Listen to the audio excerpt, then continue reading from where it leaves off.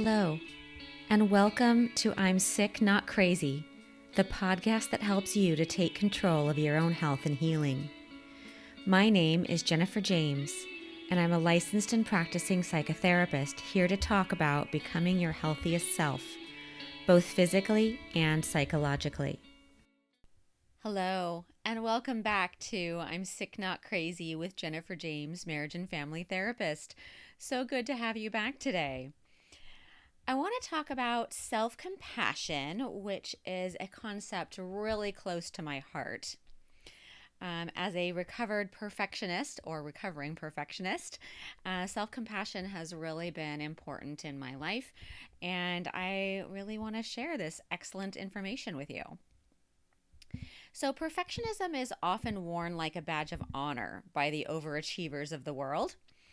While people realize that perfectionism can keep them in a spiral of self-critical thinking, the thought process often goes, but if I keep criticizing myself, I will improve. I will become the version of myself that I truly want to be, and what could be wrong with that? Unfortunately, there are several problems with it.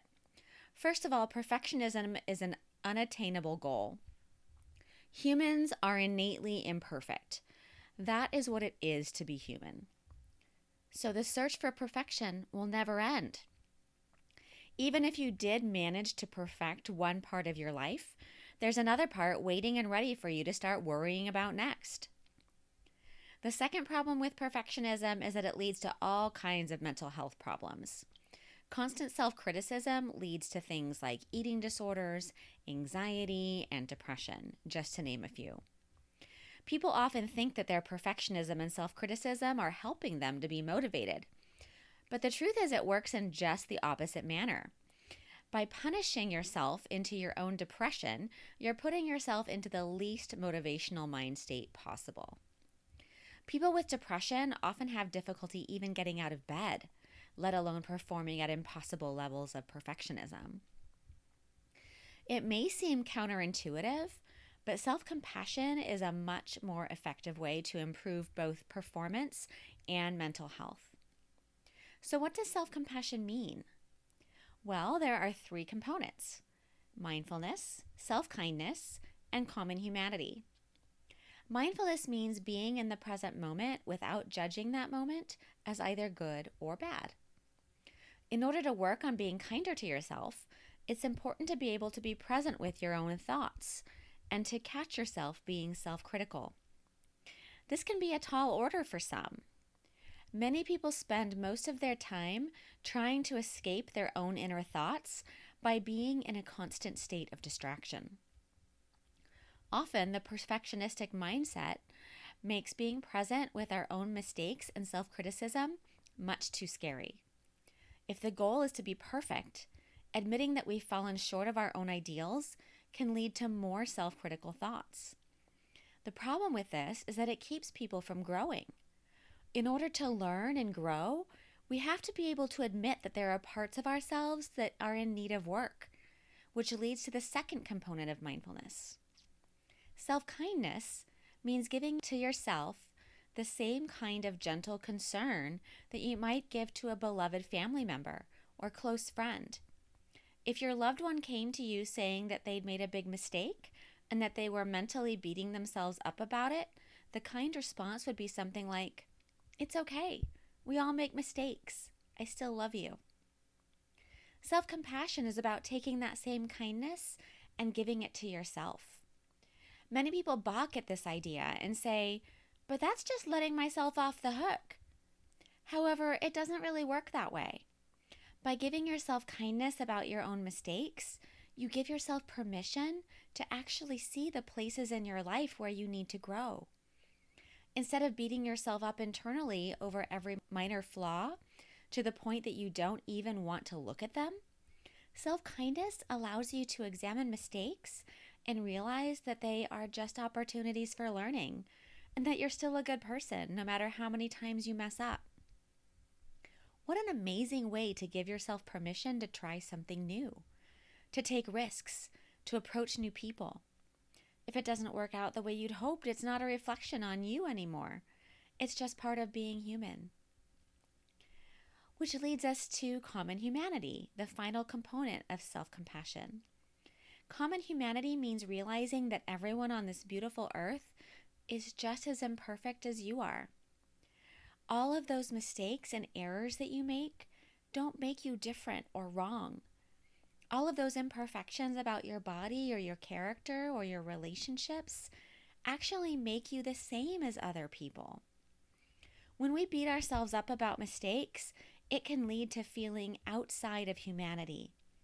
We can look around at other people and think things like, well, they have their lives together. What's wrong with me? The answer is that there is nothing wrong with you at all. And those other people are making just as many mistakes as you are on a daily basis. Everyone is just doing the best that they can with the resources and knowledge that they have in the moment. Realizing this truth can feel like a great relief. You're not alone in your imperfection. Instead, your imperfection is what makes you just like everyone else. A very simple way to start practicing self-compassion in your own life is to make a self-compassion statement that incorporates all three components of self-compassion. Here's an example. Let's say that you're in the middle of trying to learn something new, and in the process you do something that wasn't as skillful as you would have liked. Perhaps your go-to response to the situation would be something like saying to yourself, "Come on, you know better than that. Why can't you get this right? You're so stupid." Unfortunately, if you continue to speak to yourself in this way, you will probably give up your new endeavor because continuing to try only to mess up makes you feel terrible about yourself. This process of self-criticism keeps you from growing and expanding into new ways of being you. When you notice this happening using your mindfulness skills, don't judge yourself for judging yourself and make things even worse. Instead, use your self-compassion statement as follows. Okay, I'm feeling stupid right now because I made a mistake, and I'm being hard on myself about it. However, making mistakes is okay. It's actually what makes me human, just like everyone else. This self-compassion statement is brief. It only took a second or two to say, but it shifted the entire experience. Let's break this statement down into its three component parts. 1. Mindfulness. Recognizing the emotion, feeling stupid, and the self-criticism that went along with it. 2. Self-kindness. Telling yourself that what happened is okay. There is absolutely nothing wrong with you because of what happened. 3. Common humanity. Reminding yourself that everyone goes through situations like these. These experiences are what makes you the same as others, not what makes you different or unworthy. Using these three components of self-compassion, you can formulate a self-compassion statement that works for you in your own voice. Sometimes when people hear about self-compassion for the first time, they think it's selfishness. They've been raised to believe that being kind to others is a good thing, but being kind to oneself is wrong, and perhaps even sinful. However, people that practice kindness to themselves are actually kinder to others. People that are mentally healthy or more able to care for others in the world. By being open-hearted to yourself, you will be more able to be open-hearted to others. It will likely feel weird and uncomfortable at first. That's okay. Everything feels weird at first. Normal is simply what we're used to. That self-criticism pathway in your brain is likely so well worn that it feels comfortable and easy to walk down it, even though it's harmful to you. Creating new pathways in the brain is difficult and takes a lot of work and practice, even when the new ways of thinking are good for you and will make your life better in the long run. Don't give up on being more self-compassionate just because it's hard at first. Put in the work. It's worth it, and you're worth it. If you want more information, you can go to the selfcompassion.org website, which is made by Kristen Neff, who is kind of the self-compassion guru. She also has a TED Talk which is wonderful about self-compassion, and I recommend that you watch that as well.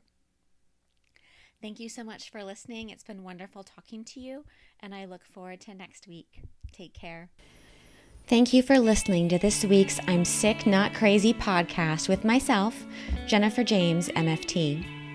Please remember that this podcast is educational in nature and that it's not intended to substitute for medical or psychological advice. To learn more about my work, to share podcast topic ideas, or to book me for speaking engagements or interviews, please visit my website at jenniferjames-author.com and choose the contact link. If you would like to support my work financially, you can find me at patreon.com/jenniferjamesmft. Thank you, and remember that you can take control of your own health.